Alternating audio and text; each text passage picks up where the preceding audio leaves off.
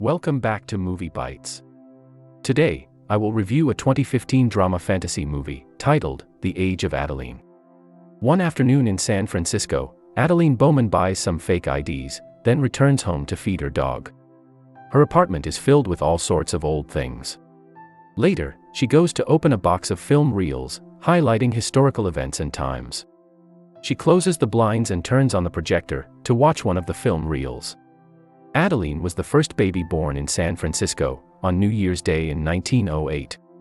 She later married and gave birth to a daughter named Fleming.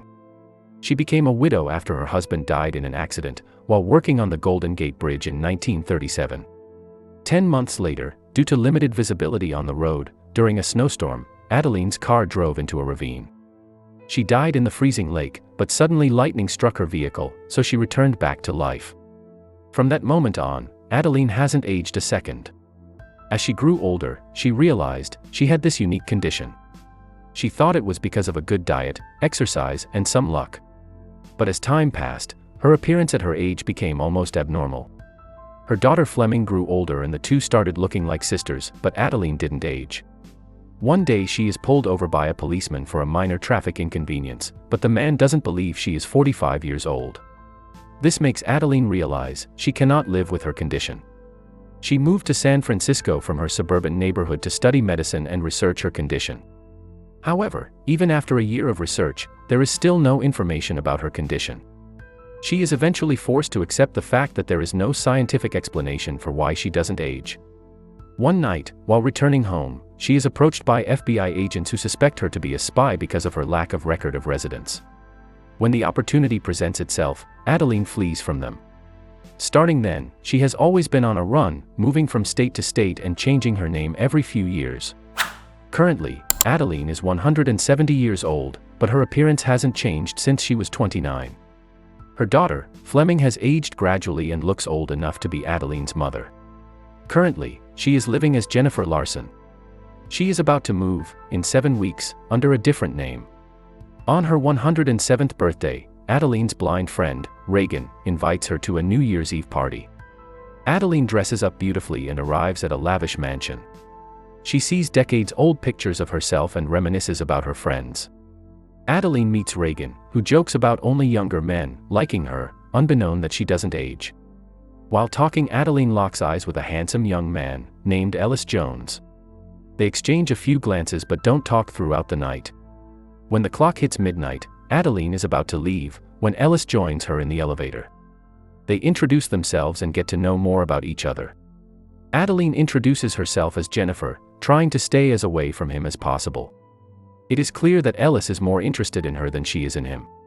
He awkwardly escorts her out and asks her how they can meet again, but Adeline leaves after wishing him a happy new year.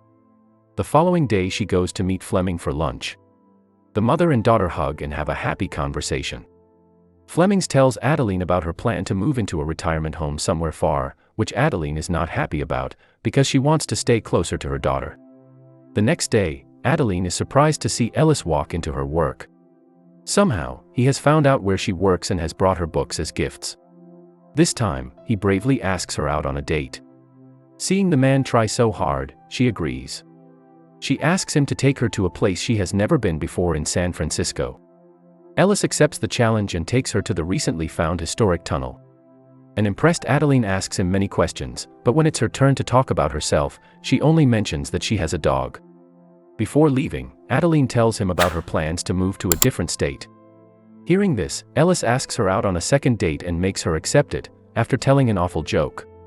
In the following scene, Adeline goes to Ellis's apartment for their date.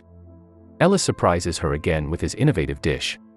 The two have a wonderful conversation while drinking wine and listening to music. Ellis tells her about his father, who is an astronomer and is famous for discovering an unusual comet. He also reveals that the New Year's party wasn't when he first saw Adeline. In fact, he had first seen her a while ago, sitting near the library in a blue dress, and instantly felt drawn to her. The two look into each other's eyes and move closer to kiss, but Adeline pulls away, refusing to act on her feelings. She is afraid to be close to anyone, since she is always moving and changing her identity. Ellis hides his disappointment and asks her more about herself. His words overwhelm Adeline and the two finally kiss. The The following morning, they wake up on Ellis's bed.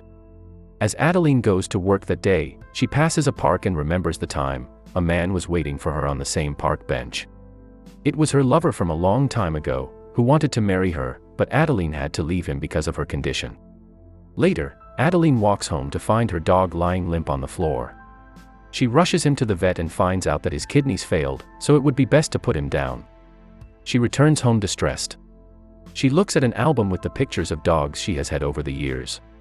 At night, she is walking to her apartment when Ellis approaches her with a bouquet of flowers. He had left her several voicemails, which she didn't answer, so he went out of his way to figure out her address from her work.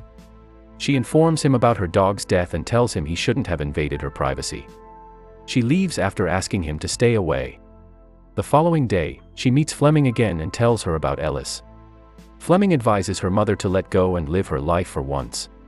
Adeline feels sorry for being rude to Ellis and goes to his work to apologize. The two then go out for a date at night. This time Adeline takes him to a drive-in movie theater from the 60s. She passionately explains the history of the theater to an impressed Ellis. They get in one of the cars and watch the stars drawn on the ceiling. Ellis then invites her for another date to his parents' house, for their 40th anniversary. She agrees on the condition that she will be driving. The next day, they drive to Ellis's parents' home and pick up his sister, Kiki. When the three finally reach there, they are welcomed by Ellis's parents, William and Kathy. As soon as William sees Adeline, he says her name. She is shocked but corrects him, saying that her name is Jennifer. The two share awkward eye contact, after which Adeline claims that William must have known her mother. William is visibly shaken, seeing how much Jennifer looks like his old lover Adeline.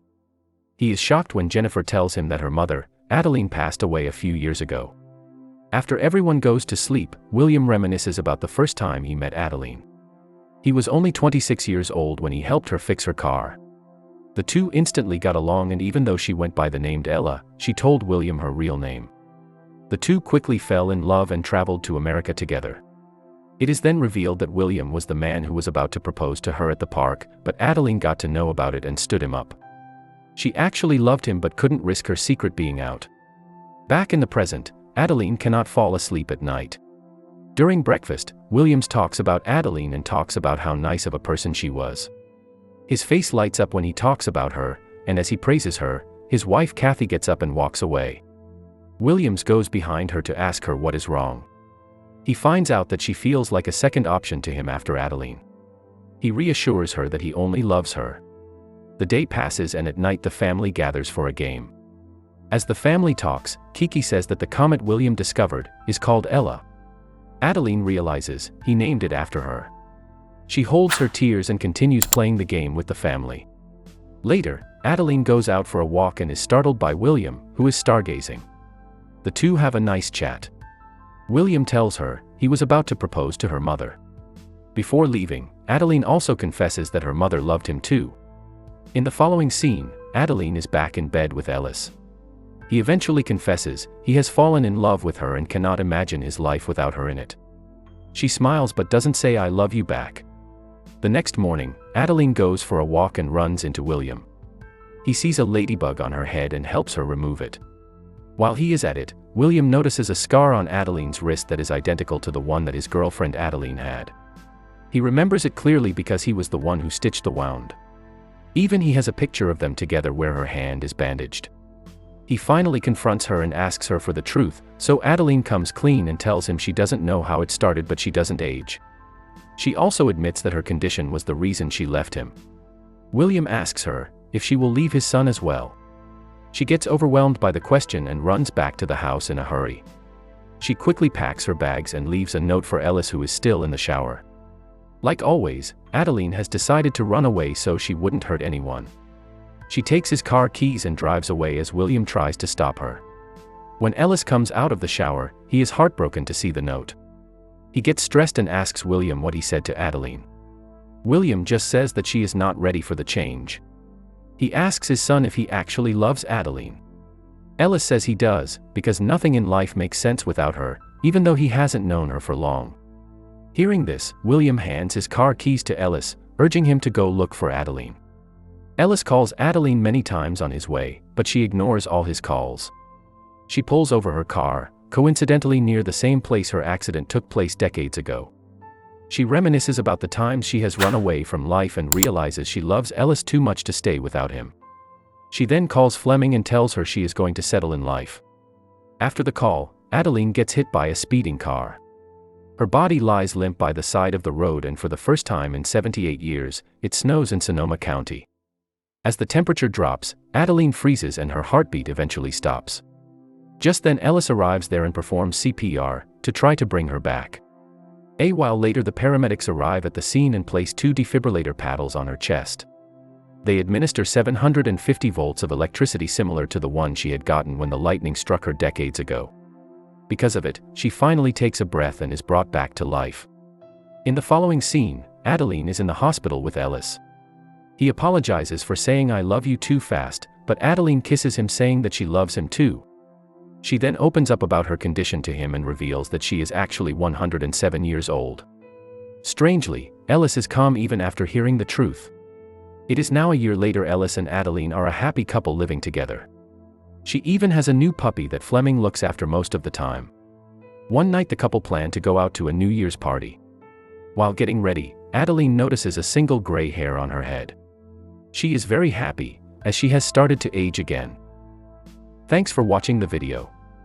If you enjoyed it, consider liking the video and subscribing to our channel. It helps us a lot.